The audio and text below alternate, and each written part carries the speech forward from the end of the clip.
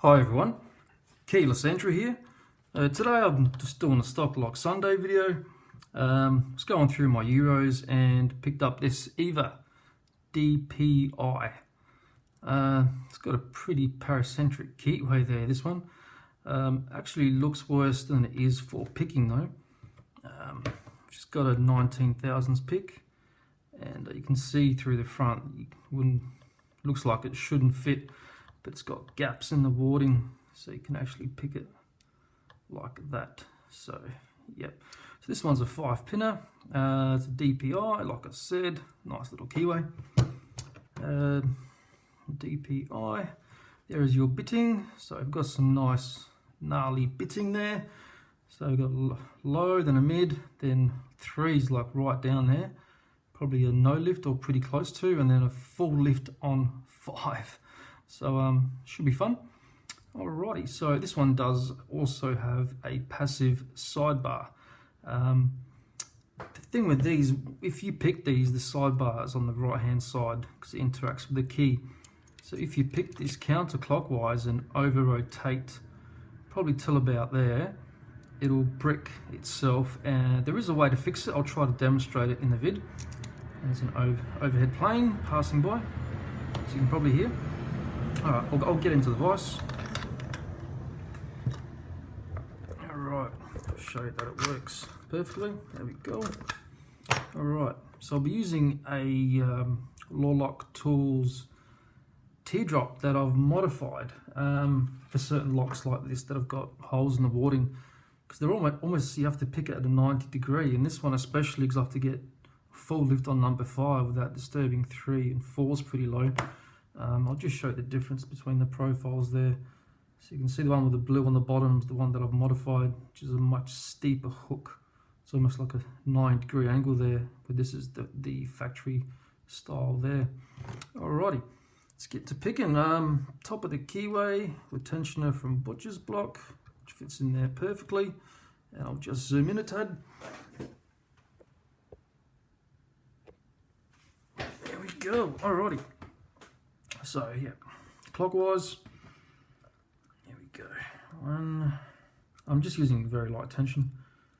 1, 2. Okay, just touched 3, and I felt in my tensioner, I felt a little bit of movement.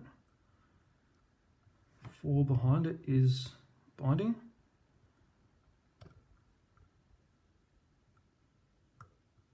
It was binding, I've lost it. Yeah. 1, 2, 3. Oh, there it is there. There we go.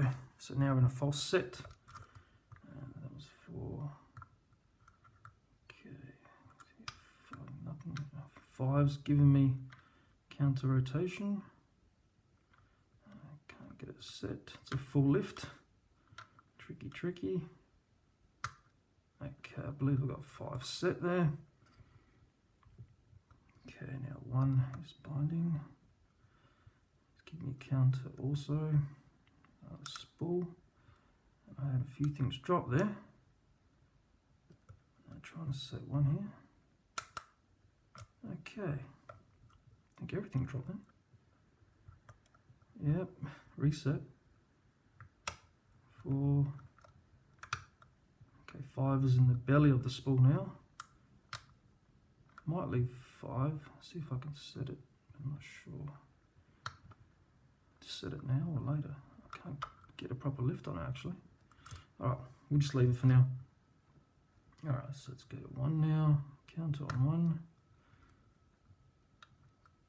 2. Something dropped. 1. Something, I'm having problems with 1 here because everything keeps dropping. Okay, touched 4 again. And touched 5. Let's try to set 5 then. Okay, that was 5. Lost the set. Okay, touched 4. 5's down again. Okay, doesn't want to play ball. Okay, 1. 2. Check 1 again. It's dropped again. 1. 2, 3, 4. Okay, that's 5 there. Let's try to set 5. Okay, set 5, but again dropped something. I hear other things dropping. A lot of things dropping.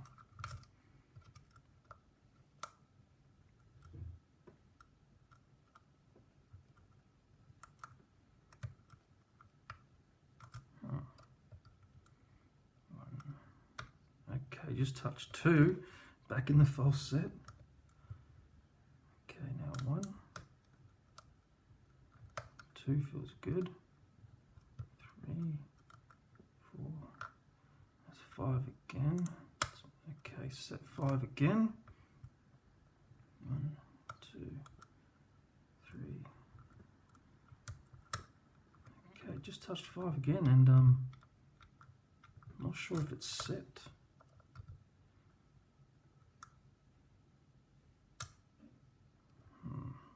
Try to set 1 and lost the set. 3, 4.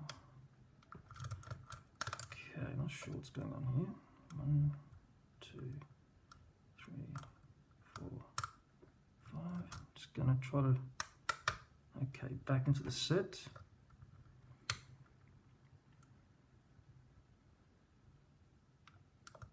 1, 2, oh, no, 2, 1, 2, 3, 4. It's going to be 5 again. Now we go 5. Try to set 5 this time. Okay, I've set 5 and dropped things again.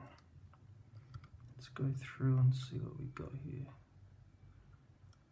3, 4. I didn't get enough lift on 5. That feels like 5 is set now. Okay. Now we got 1. Okay. 2, 3, 4,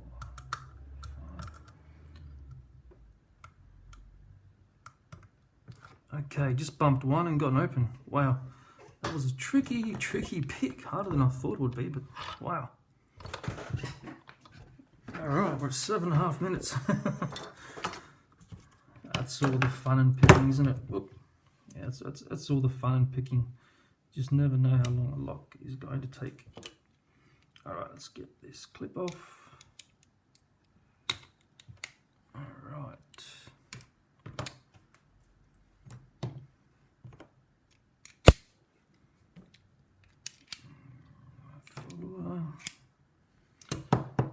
Go 5 pinner. That's the sidebar there. I'll show how that interacts with the key in a moment. Let's drop these key pins. 2, 3, 4, 5. So we've got a combination of steel and brass key pins here. Not sure why that is, but just the way it is.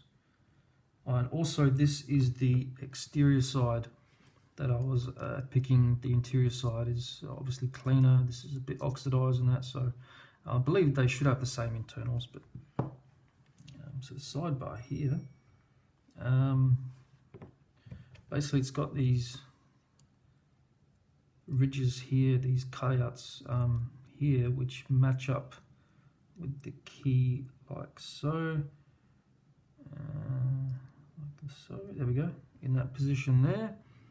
So you've got to have the correct side bitting, I suppose. Not really side bitting because it's not an active sidebar, but yeah, then it will retract. If you got it wrong, that will actually stick out, as you can see there. So if you got a blank and just followed the right bitting, this sidebar would stick out, and you can see these grooves in the cylinder housing where the sidebar would get trapped in and then stop the plug from turning, preventing you from opening the lock.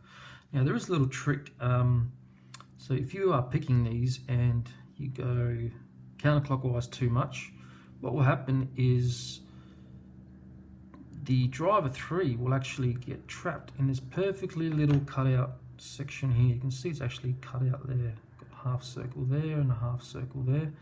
So driver 3 will drop in there and causing you to ultimately have a bricked lock. It will no longer operate. Now if you get a little shallow hook such as this on the right hand side, there's a little nub that you can push to force that little centerpiece of the sidebar out to lift the driver and then be able to recover the lock. So you can see there's a little nub in there, so I've tried to move my pick back and forth, maybe to show it going up and down. Hold on, let's get that down again. There we go, so you can see it going up and down as I'm on the top of the pick. So what that is this little piece back here. So you can see when that piece is pushed in, it's got this little thing there. So what I'm doing is basically going to the keyway and pushing that up, forcing this little piece to go up like that, and forcing that driver up. Okay, got a bit sidetracked there, but I thought I'd explain that just in one video. Alrighty, it's going to be a long video. So we got a long spool in 1,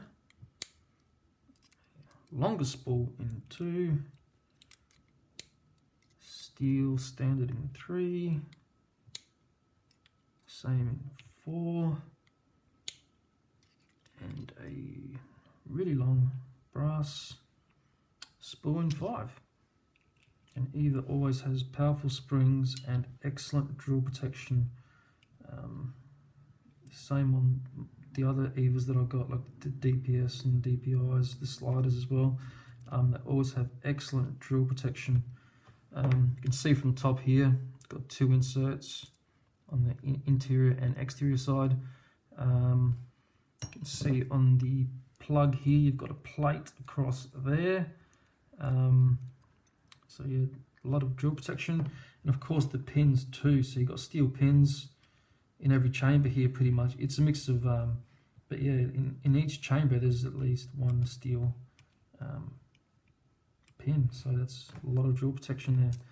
Alrighty, just get something and pop these on so you guys can see the pins a little bit better. There we go. I'll just zoom in a tad, get some focus on them. Alrighty, so you can see we got all standard key pins, steel in 1, 2 and 5, brass in 3 and 4, and we got very, very long spools. You can see the spools are very, very long, and they're in 1, 2 and 5, and standard in 3 and 4 with some strong springs. Okay guys, that's it. That was the EVVA DPI. Hope you guys enjoyed the video, and I'll see you guys on the next one. Take care.